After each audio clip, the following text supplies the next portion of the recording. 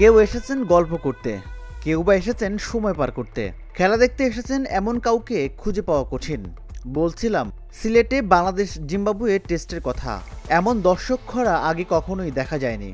18,000 ধারণ ক্ষমতা স্টেডিয়ামে টিকিট বিক্রি হচ্ছে হাতে গোনা মাত্র কয়েকটি।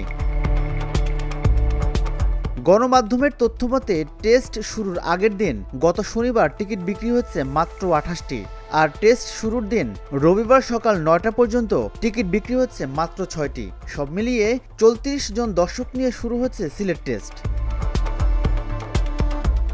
বাংলাদেশের টেস্ট খেলায় দর্শকরা কেন আগ্রহ হারিয়ে ফেলেছেন, কেনই বা তারা মাঠে আসছেন না, এসব বিষয় নিয়ে একান্ত সাক্ষাৎকারে ঢাকা জার্নালের সাথে কথা বলেছেন সাবেক অধিনায়ক খালেদ মাসুদ পাইলট।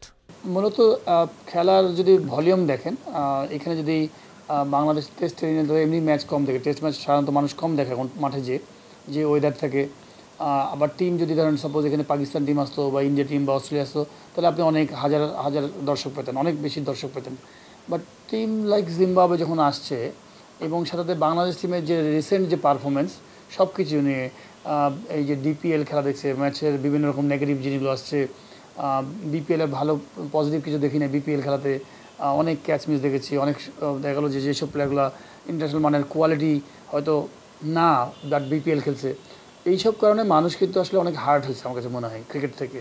তো ফলে হয়েছে কি, মানুষ আর আসলে মাঠে যে সময় দিতে যাচ্ছে না। বাট জিম্বাবুয়ের সাথে কী ম্যাচ দেবো, তো মানুষ হয়তো টিভিতে হয়তো দেখবে, নিউজগুলো দেখবে, মানুষেরও তো ব্যস্ততা আছে। মানুষের ওই ভালোবাসাটা আসলে কেন জানি কমে আসছে, হারায় আসছে। টেস্টে এমন করুণ দশা আগে ছিল না।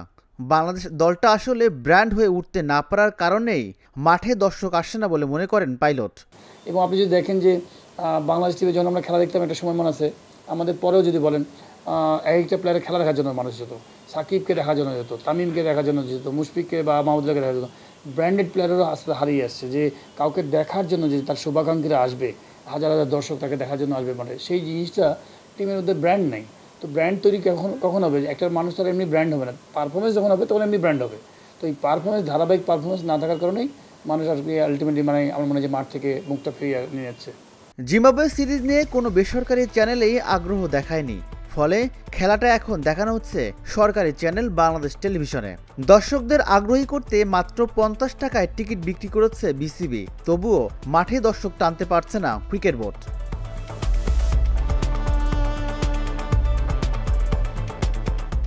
রাজিবুল ইসলাম, ঢাকা জার্নাল, ঢাকা।